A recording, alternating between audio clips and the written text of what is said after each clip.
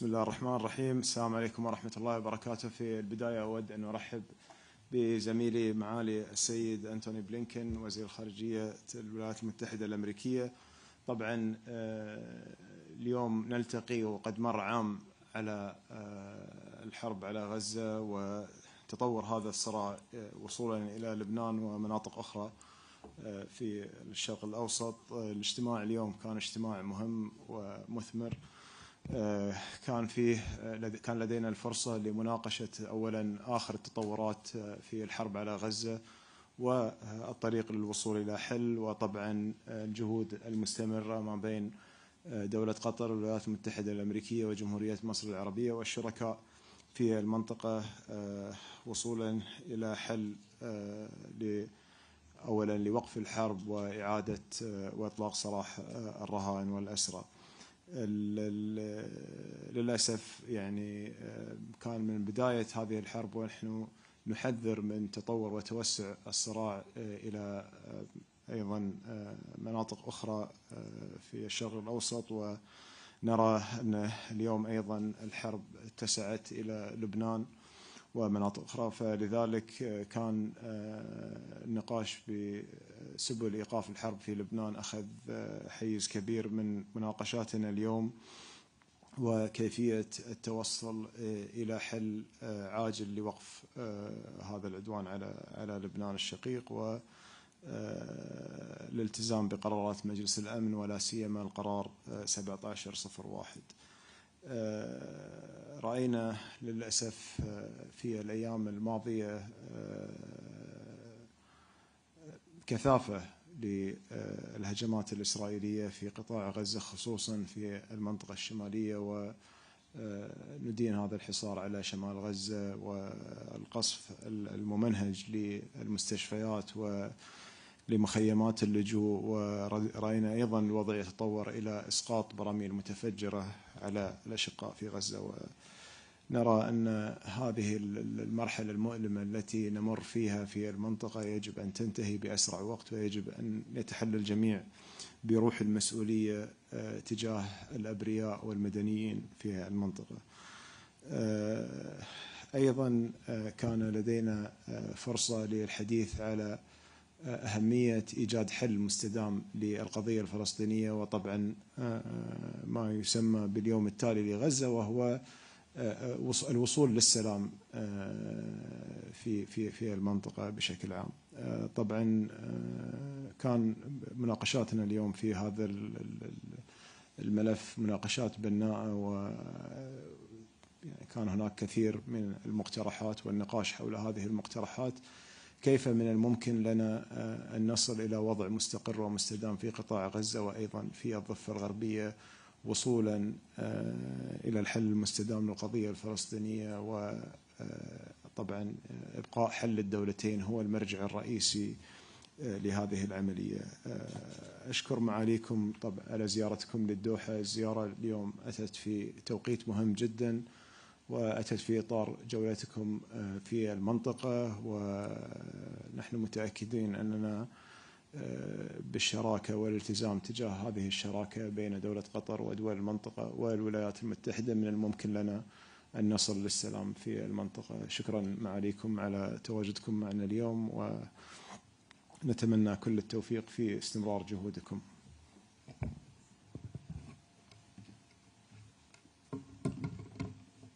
Prime Minister, my friend, thank you. Thank you for the very good meetings today. I want to also express my appreciation to the Emir. And more generally, my appreciation, our appreciation to Qatar for the essential role that it plays as our partner in trying to bring peace, trying to bring stability, trying to bring progress to this region. Qatar's played an indispensable role in the work to bring the hostages home, to end the war, and to chart a better future for people in Gaza. And I have to say as well, the Prime Minister personally has spared no effort to work to bring the hostages home in his role as a mediator. And we had an opportunity today to talk about the way forward on the effort to bring the hostages home and to get a ceasefire. Partly this involves an assessment of exactly where Hamas stands in the wake of the death of Sinwar. We talked about that. We talked about options to capitalize on this moment and next steps to move the process forward. And I anticipate that our negotiators will be getting together in the coming days. But as you heard the Prime Minister say, it's also essential, even as we're working on that effort, that we continue to develop a plan for what follows, so that Israel can withdraw from Gaza, so that Hamas cannot reconstitute, and so that the Palestinian people can rebuild their lives and rebuild their futures under Palestinian leadership. Throughout this trip, including with the Prime Minister and the Emir today, we discussed the concrete ideas that we've been developing for security, for governance, for reconstruction in Gaza. This is a moment for every country to decide what role it's prepared to play and what contributions it could make in moving Gaza from war to peace. And as I said the other day, I think this is a pivotal moment for that question because Israel has accomplished the strategic goals that it set out for itself, making sure that October 7th and the horrors can never happen again by effectively dismantling the military organization of Hamas. It succeeded in doing that, and bringing to justice its leaders, those who perpetrated the horrors of October 7th, notably Sinwar. Now that that's been accomplished, this is a moment to work to end this war, to make sure all the hostages are home, and to build a better future for people in Gaza. And as I said, it's necessary in order to do that to make sure that we have the appropriate plans in place. And we did have a productive discussion on that. Meanwhile, even as we're working on all of this, it is imperative that we continue to address the humanitarian crisis in Gaza, the extraordinary challenges that the children, the women, the men of Gaza are encountering every single day. And that's all the more urgent with winter approaching, and we're deeply conscious of that. Here again, I have to say, Qatar's generosity over these many months has been extraordinary. Thousands of tons of food, of medical supplies, of life-saving assistance for the people of Gaza. The United States, as the largest provider of aid to displaced Palestinians, is also continuing to make vital contributions. Today we're announcing an additional $135 million in humanitarian assistance, water, sanitation, maternal health for Palestinians in Gaza, in the West Bank, as well as in the region. And I would note that since October 7th of last year, our humanitarian assistance by the United States now totals more than $1.2 billion. But we all know that it's not enough to provide funding. It's not even enough to get the assistance to the borders of Gaza. What's so critical is that the aid gets to the people who need it. Secretary Austin and I emphasized in a letter that we wrote recently to our counterparts in Israel the imperative of Israel taking urgent and sustained action to make sure aid can get to those who need it. We have a list of very specific actions that we are tracking every single day. Now, there's been progress since we sent that letter, some positive steps, including the opening of the Erez passage, the decision to restart the Khan Yunis desalination plant that will give more than 1 million Gazans access to clean water, some other steps that have been taken, but this is not yet enough. And we will continue to press for and take the necessary measures to ensure that we get greater progress and that we get greater results in making sure aid gets to those who need it. Prime Minister also noted that we have been deeply focused from day one on trying to ensure that the conflict in Gaza does not spread more broadly throughout the region. And even as we have real challenges, we're working to make sure that we don't see a major escalation and major conflicts develop elsewhere. With regard to Iran, we, of course, are concerned about the potential for broader conflict, particularly since Iran launched its second direct attack on Israel using ballistic missiles just 23 days ago. The United States supports Israel's right to defend itself, and we've been in close coordination with Israel on what is necessary to deter further aggression from Iran and to ensure that any response does not lead to an endless cycle of escalation. We're also continuing to work with our partners in the region to make very clear to Iran that further attacks against Israel will have deeply negative consequences for Iran's interests. We're very attentive to the fact that the risk of broader conflict is high, and that's all the more reason why we're determined and acting to try to make sure that we prevent that. And then finally, on Lebanon. We've spent some good time, both with the Emir and with the Prime Minister, talking about the conflict there, and as well the important role that Qatar has been playing, including as a leading donor of humanitarian assistance. As Israel conducts operations to remove the threat to Israel and its people along the border with Lebanon, we have been very clear that this cannot lead, should not lead to a protracted campaign, and that Israel must take the necessary steps to avoid civilian casualties and not endanger UN peacekeepers or the Lebanese armed forces. Right now, we're working intensely to reach a diplomatic resolution, one that sees the full implementation of UN Security Council Resolution 1701, and as a result, allows civilians on both sides of the border to return to their homes and to be able to live there in peace and security. We're also committed to building up and supporting Lebanese efforts to build up their own institutions, free from the grip of Hezbollah, so that the people of Lebanon have more security, more opportunity, more prosperity. Here again, Qatar has provided essential assistance to the Lebanese armed forces, including salaries and fuel. We're working with other partners to provide the Lebanese armed forces with the resources they need so that they can take greater responsibility for security throughout Lebanon and making sure that Lebanon can reassert its sovereignty. We'll continue to support the Lebanese parties as they work to resolve the presidential vacancy and empower leadership that reflects the will of the Lebanese people. So in each of these areas, we have a very full and very active agenda. And again, I'm very grateful for the partnership of Qatar in working to bring greater peace and greater security throughout the region.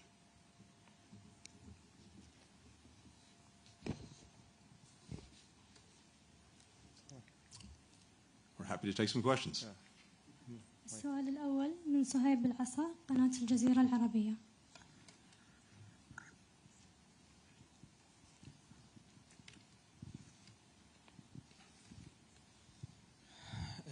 معالي رئيس مجلس الوزراء، تتحدث كالوساطة عن الطرفين دائما في هذا الصراع، ولكن هل من ضغط يمارس على الطرفين ونحن نعلم أنه آخر نتاج لهذا الضغط كان في نوفمبر في توقف مؤقت للحرب، واليوم تتحدث عن لقاء مثمر فيما يتعلق بالحرب في غزة؟ هل هناك مؤشرات على أن هذا اللقاء المثمر سينعكس على الأرض وستنتهي الحرب قريبا بضغط الوسطاء على الطرفين؟ والسؤال لرئيس لوزير الخارجية الأمريكي، كنت تتحدث أن هذا اللقاء أيضا مثمر، وكنت تتحدث عن مرحلة ما بعد السنوار كقائد لحركة حماس، لكن حماس تؤكد بأن الأمر استراتيجي بالنسبة لها وأن الأمر غير مرتبط بالأشخاص. فأي مقاربة للإدارة الأمريكية لإنهاء الحرب مع الأخذ بعين الاعتبار أن إسرائيل لم تعطي مؤشرات حتى هذه اللحظة على إنهاء الحرب وتواصل هجومها على شمال غزة؟ هناك 200,000 إنسان يتم تجبيحهم وتهجيرهم وقتلهم بشكل جماعي. شكرا. طبعا شكرا أول شيء على سؤالك بخصوص الجهود في إنهاء الحرب. الجهود مستمرة، يعني مستمرة من يوم 8 أكتوبر أول شيء منع الحرب من النشوب، ومن ثم أيضا منع توسع رقعة الحرب واحتواء الحرب. ومثل ما ذكرت الجهود في نوفمبر أثمرت عن الإفراج عن بعض الأسرى والرهائن ووقف مؤقت لإطلاق النار. وللأسف منذ ذلك الوقت ونحن نحاول يعني قدر الإمكان الوصول إلى اتفاق لإنهاء هذه الحرب. للأسف المفاوضات مرت في عدة مراحل. المراحل هذه كان فيها تحديات كبيرة، وفي كل مرة كنا يعني نقرب فيها للحل للأسف يصير في تراجع في الخطوات. طبعا الحديث عن الاجتماعي مع الوزير بلينكن بأنه مثمر من المؤكد. يعني طبعا أول شيء زيارة الوزير للمنطقة هي زيارة مهمة، ونحن اطلعنا على نتائج مباحثاته في إسرائيل وما هو التوجه أيضا في اتجاه انهاء الحرب. والحديث الأهم اللي تطرقت له اللي هو كان عن مسألة الشأن الفلسطيني يعني، وهذا تركيز اللقاء كان. بالنسبة للمفاوضات هناك فريق مفاوض من الولايات المتحدة سيزور الدوحة بجانب الفريق المفاوض من الطرف الإسرائيلي، وسيتم بحث ما هي السبل التي من الممكن فيها عمل اختراق في هذه المفاوضات. الآن طبعا الحديث عن وجود الفرص دائما متاحة إذا كانت هناك قابلية للأطراف لإنهاء هذه الحرب. ونحن كما ذكرنا وكررنا مسبقا عدة مرات يعني الوسيط دوره محدود في حال وجود أي طرف من الأطراف غير منخرط في هذه المحادثات بشكل بناء وبشكل إيجابي. نتمنى أن يكون هذا السلوك قد تغير الآن. نتمنى أن يتم الضغط، يعني إحنا الضغط من طرفنا راح يستمر على كل طرف للوصول لاتفاق لإنهاء الحرب، وهذه هي أولوية بالنسبة لنا. وأعتقد الوزير في بيانه الصحفي قبل قليل ذكر أن نفس الأولوية توجد لدى الولايات المتحدة، ونتطلع أن يسفر ذلك على نتائج إيجابية إن شاء الله. Yes, thank you for the question. Look, we're intensely focused on bringing the hostages home, ending the war, alleviating the suffering of Palestinian children, women and men in Gaza. And we've been working closely together to try to do that for many months. Now, we have seen the quickest way to get there as being through a ceasefire and hostage deal. Again, what we've been working on. The reason I believe there's opportunity now is because the biggest obstacle to concluding that agreement was Sinwar. And the fact that he is no longer with us perhaps creates an opening for actually moving forward and concluding an agreement. In our judgment, one of the things that Sinwar was looking at and hoping for was the potential for wider conflict. If he could create a multi-front war with Hezbollah attacking Israel, potentially with Iran attacking Israel, then he could just sit back and wait and not make any decisions on a ceasefire and on getting hostages home. Well, he has now been removed from the equation, and of course, we're working intensely to make sure that this conflict doesn't spread. We don't have wider wars, and all of this perhaps will focus Hamas on the imperative of concluding a deal.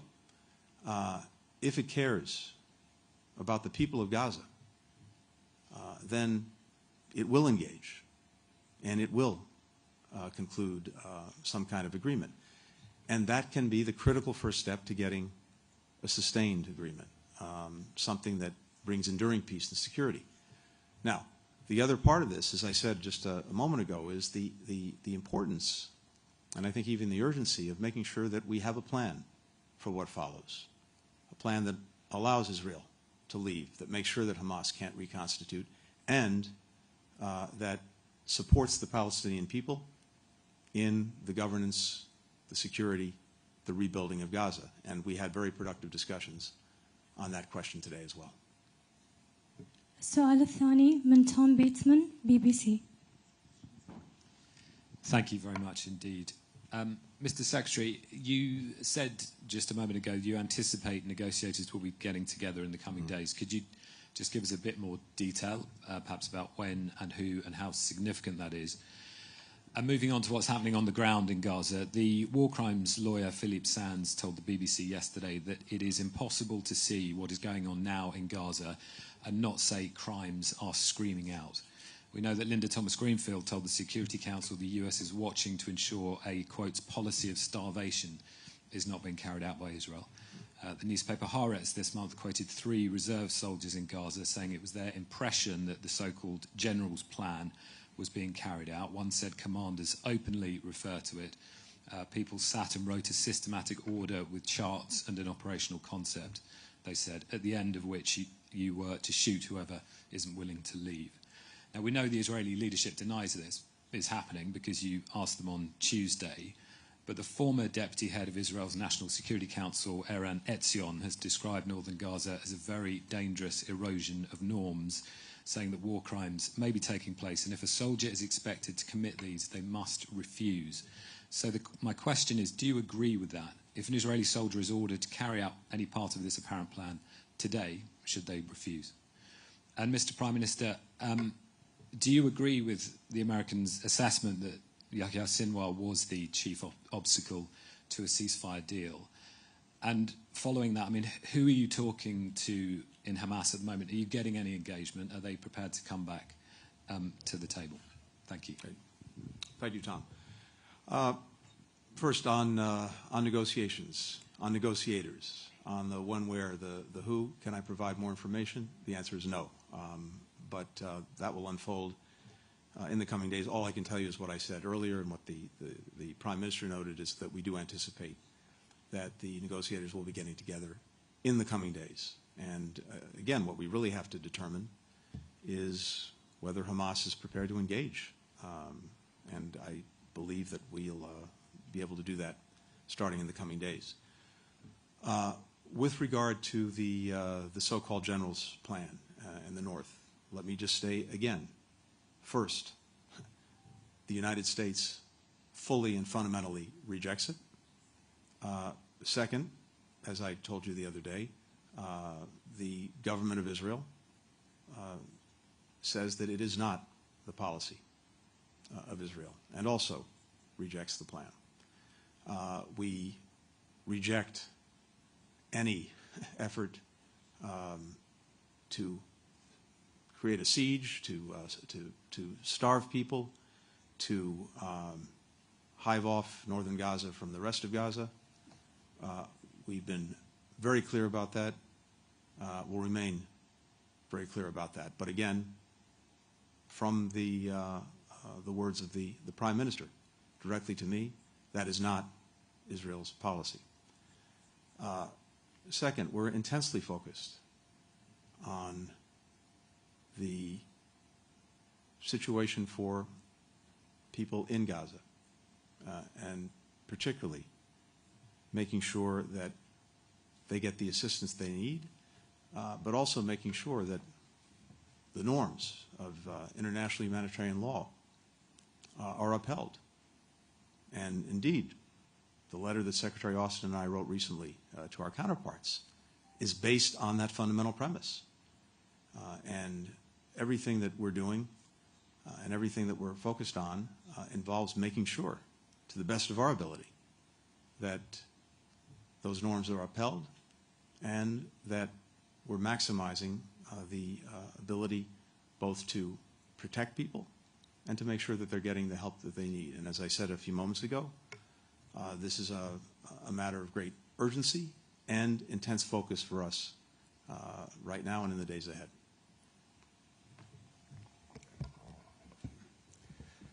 Well, thank you very much. Just answering to your question, whether we see Sinwar as an obstacle, I'm just, I need to be very clear and very mindful that our role as a mediator, we fully respect it, and our policy, we don't speak about any party who would represent the obstacle and start, to point on one over the other yet. We have, throughout the process that we've been through in mediation in different fronts, we have never seen something like this being in the media more in the negotiation room. So you can go throughout the process and you can see on each stage where it's stopped, and it will be very clear who's stopping at each stage of that. So I just wanted to make sure that there is nothing from Qatar will say on one party or another. السؤال الثالث من أندرو ميلز رويترز. Thank you, and thank you for the opportunity to ask questions today. This impending round of negotiations, will this include Gaza and Lebanon, or will this round of negotiations in Doha only be focused on reaching a ceasefire in Gaza? Could you also please talk about what kind of deal will be on the table? Is this President Biden's proposal from May, or will this be something new? And if it's new, what will it be? And will we see these negotiations take place before the U.S. election? And then perhaps for both of you, Israel yesterday accused 6 colleagues from Al Jazeera of being members of Hamas or Islamic Jihad. And Jazeera has condemned this, calling those allegations unfounded and suggesting that that may be justification for Israel's targeting of journalists. What is, I'd like to hear from both of you about your response to this latest development regarding Al Jazeera and its journalists in Gaza. Thank you. I'm happy to start. So in referring to negotiators coming back together, that was referring specifically to negotiations on the return of hostages and a ceasefire for Gaza. And that is the entire focus of their work. Separate from that is work that we're doing also very intensely on Lebanon to reach a diplomatic resolution, to see the full implementation of 1701, to enable people to return to their homes. That's separate, but it's equally intense and involves a lot of work in trying to get clear understandings of how we would implement 1701, and I think we're making progress on that. Going back to the negotiations on ceasefire and hostage deal, I think one of the things we're doing is looking at whether there are different options that we can pursue to get us to a conclusion, to get us to a result. And so we're talking both with our mediating partners in Qatar and in Egypt about that, and this is something that the negotiators will be discussing as well when they get together.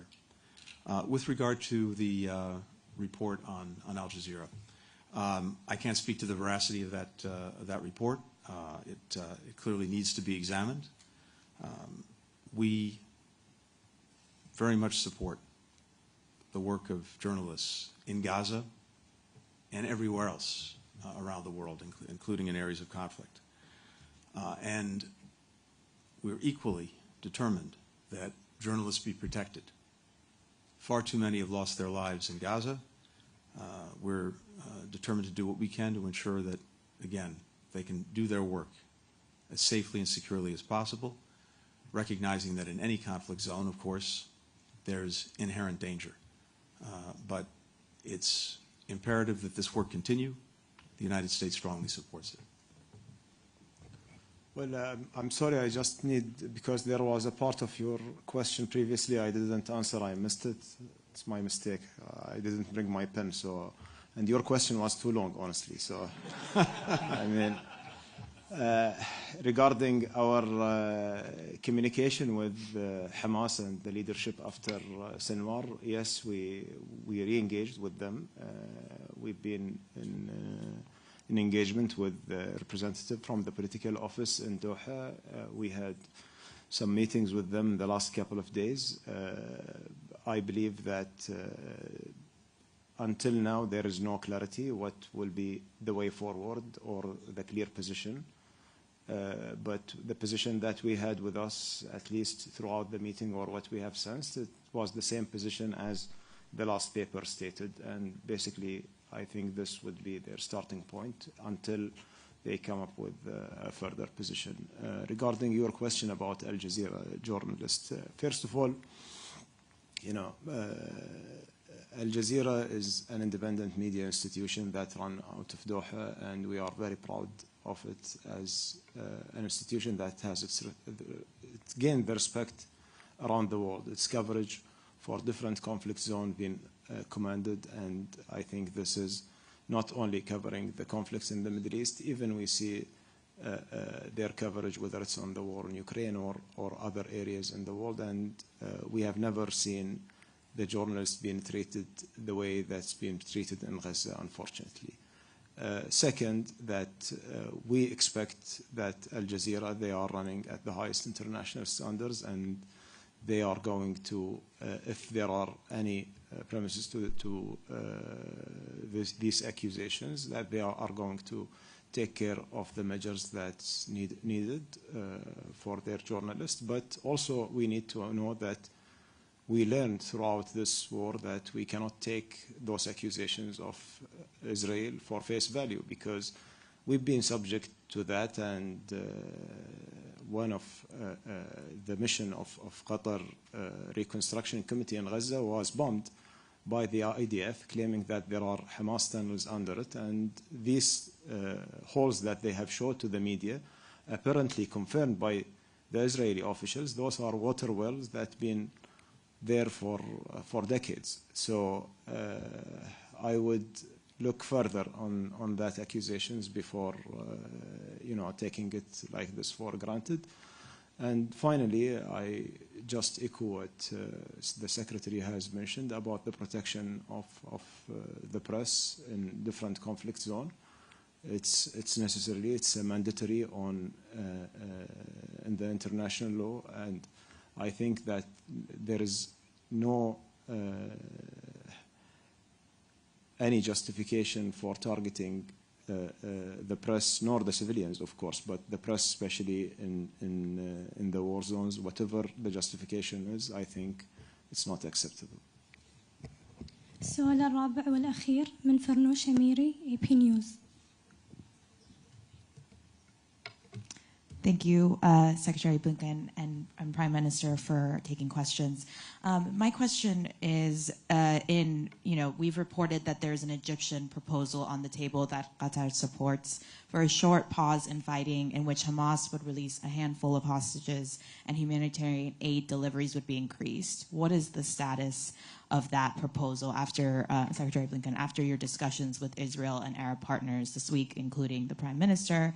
And then secondly, I wanted to ask this question to both the Prime Minister and the Secretary. How confident are you in Israel's assurances that any retaliation strike against Iran will not lead to further escalation in the region at this moment? Thank you. So I'm not going to go into any details of what's on the table or potentially on the table with regard to the hostage and ceasefire deal. As I said a moment ago, we're looking at different options.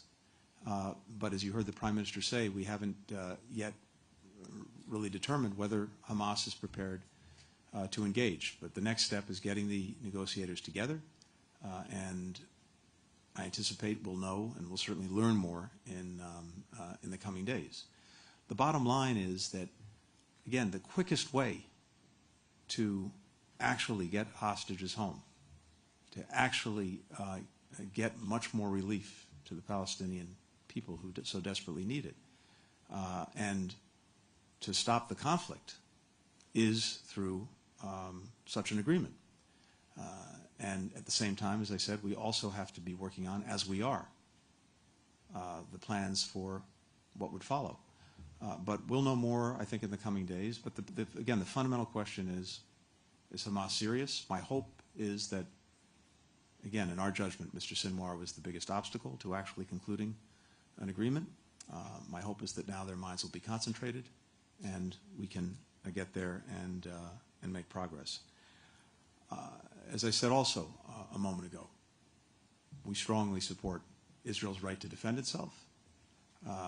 We've seen 2 unprecedented attacks, direct attacks, by Iran on Israel, with hundreds of missiles, including ballistic missiles, drones, other munitions.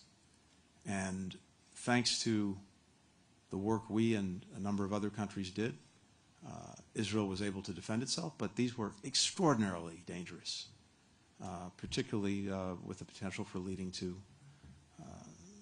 a major escalation, and of course, in the first instance, a loss of life. So we've been working with Israel to look at what can be done to effectively deter any further Iranian attacks. And that's vitally important to making sure that we have peace and stability in the region. But equally, we want to make sure that any response is done in a way that does not contribute to or spark an endless cycle of escalation. That's not in anyone's interest. So that's what we're working on. And again, I hope Iran is getting the message very clearly from, not just from us, but from other countries, directly or indirectly, that any further attacks it engages on